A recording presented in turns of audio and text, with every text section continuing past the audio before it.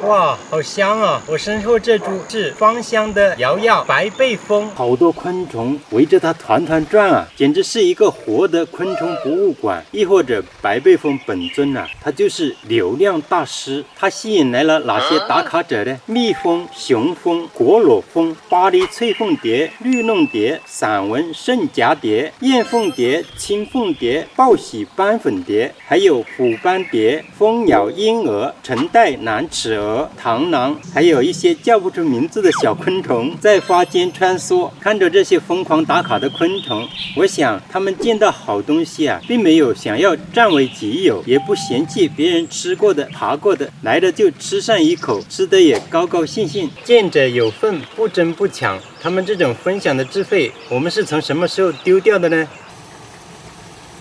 這裡是海拔800米左右的一汪溪水，清澈見底，密密麻麻布滿了黑色的小蝌蚪。蟾蜍的蝌蚪特徵就是比較小，體黑如炭，而且它的腹部也是黑色的。很多蟾蜍靜靜地趴在沙底，有的扭動尾巴，有的在小小的潛游，有的浮出水面，泳姿如蛇，還有的趴在池底，頭一扭一扭。其實那是它在進食，它是底棲刮食者。刮食就是它吃一些底部的一些微生物啊。像这個蝌蚪長大以後就是蟾蜍，蟾蜍它的外皮比較粗糙，會分泌毒液，可以用來製作蟾酥。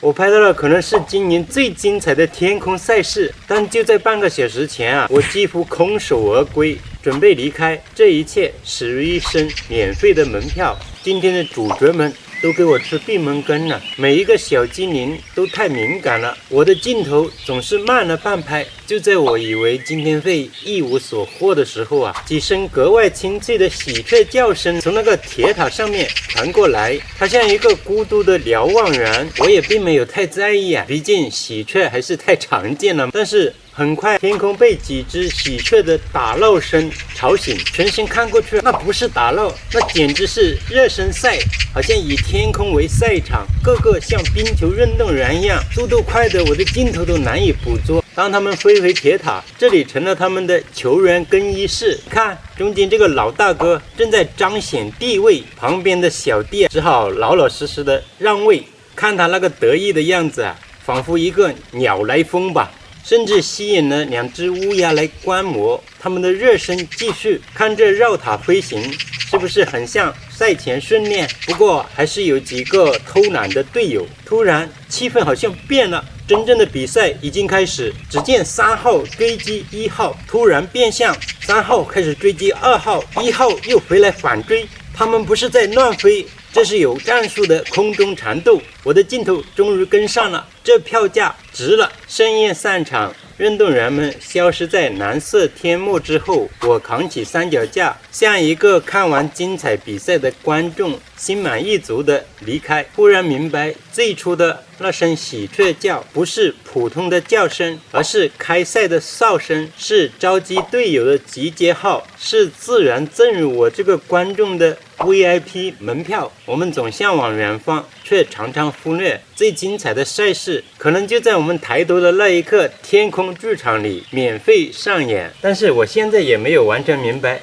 他們是在追逐，是在遊戲，還是演練某種我們不懂的戰術？你在生活中有見過類似猜不透的動物行為嗎？這一汪清澈的水面啊，有一種蟲子吸引了我們的注意。它浮在水面上，像一粒西瓜籽一樣的，而且它不沾水的。水面會形成一種那種凹面，它的形狀就是光滑的流線型橢圓，有一種灰黑的磨砂質感，大小跟那個九香蟲差不多大小。它的名字叫大骨甲，骨就是打鼓的鼓。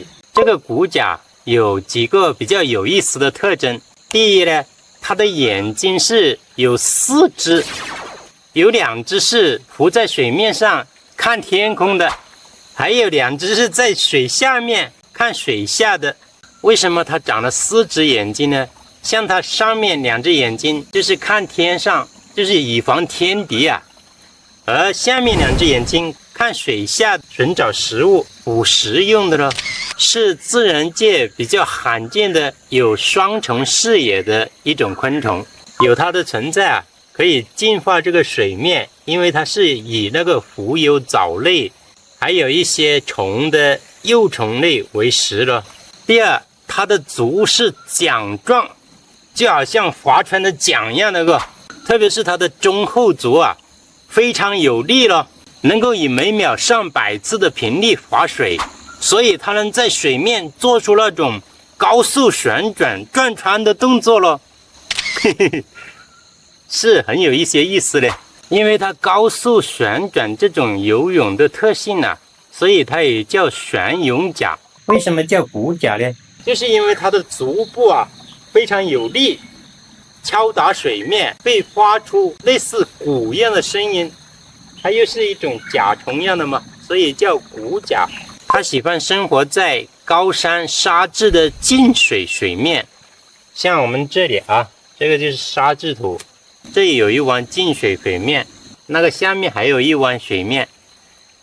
前幾天太陽比較好的時候，我們拍了很多鏡頭，但是像我們的設備啊，可能也是比較平凡，鏡頭啊沒那麼好，所以拍的沒有那麼震撼了。哇，這個水面還浮着一種這種小魚啊，像野外有一些水洼，為什麼突然有魚啊？魚卵。可能有時候通過一些水鳥啊，它們來傳播咯，並不是憑空從這個水裡面化身出來了。現在還是過年期間，想起一種蘭花，它的果鏤空如燈籠，長在一個瀑布邊。現在剛好是果季啊，我們去看看能不能再次拍到那種絢麗的紅燈籠。剛走進溪谷啊，就看見小溪中間一塊石頭上長了一株石菖蒲，5根修長的果樹立在綠叢中，果樹上方還有點泛紅的感覺，整體姿勢非常優美。我想可以撿回家當盆景。蹲下去掰的時候啊，發現紋絲不動，仿佛一個下盤很穩的武林高手，讓我的思念啊一下就打消了。又行一段，看到岩石壁上這片長瓣馬鈴苣苔啊，葉子都皺皺巴巴了。2024年6月的時候，我拍過它開花，紫色的聚散花序啊，非常美豔，讓我想起最近刷的回村前、回村後的視頻。回村前，妝容很優美；回村後，穿着省服，好像村姑一樣。準備畫個小溪，被旁邊的小果吸引，是老鼠拉冬瓜的果。它的果成熟以後啊，呈現一種粉紅色，圓圓的像珍珠。老鼠拉冬瓜最早記錄在《舊方本草》，它的嫩苗，它的果其實也是可以吃的，果吃起來有點微甜，但是沒有什麼肉。繼續往上，前方一塊石頭上面啊，那條白色的鳥糞特別醒目，遠遠看去像高山上一線瀑布傾瀉而下。正當沉浸在這種想象中，突然一隻蒼蠅映入眼簾，它是來吃鳥糞的。這個蒼蠅個頭比普通蒼蠅要小，複眼綠色，胸腹背面黑亮如螞蟻，是透明見黑色斑塊，是一種食蠅。所謂食蠅，就是危害人類的果實也。伴着飛花畫眉嘰嘰嘰嘰嘰的叫聲啊，不知不覺就走到了瀑布邊。蘭花還在啊，直立的莖桿上排列着很多紅色的果實，不過還沒有完全炸開，只有頂端幾個稍微炸開一點，好像過年裝紅燈籠展開到1/3那個樣子。輕輕撥弄一下，無數的飛屑從果莢裡飛散而出，紛紛揚揚，宛如天女散花。這是它的種子嗎？這麼輕，好像一口氣就能吹散的灰塵。這一處的蘭花，我從2024年就開始關注了，當時就是拍到它們鏤空的紅燈籠，被這個吸引。後來我想弄明白它的名字啊，像去年在它的花期特別來拍過了。它的花極小，翻開的2片露出白色的唇瓣。後來它結果以後，我又來拍了。剛接的時候像飽滿的一粒一粒紅色的瓜子。追蹤了這麼久，其實我就想搞懂它叫什麼名字，但是我現在還沒有確定，只確定它是番唇兰属，在斜瓣番唇兰和小片番唇兰之间。斜瓣番唇兰啊，网上圖片很少了。後來我在香港植物標本網站看到這個小片番唇蘭的圖片，跟我拍的這個十分接近呢，像蘭花。喜陰石這幾株蘭花就長在這個瀑布邊斜對面。這個瀑布啊也是非常奇特，頂上一個大石塊形成一個暗黑的小廳，這瀑布就從旁邊一個牆壁漏下來了，好像滲水一樣。這幾株蘭花在斜對面躲在一棵樹後面，我想它雖然喜濕，但是正對着濕氣也太衝也不行，這樣的話剛剛好。像生長蘭花的小瀑布這裡可以算是我的私人景點吧。看着比塵埃還輕的種子在空氣裡慢慢消散，它們落在四周能長出來嗎？我不知道啊。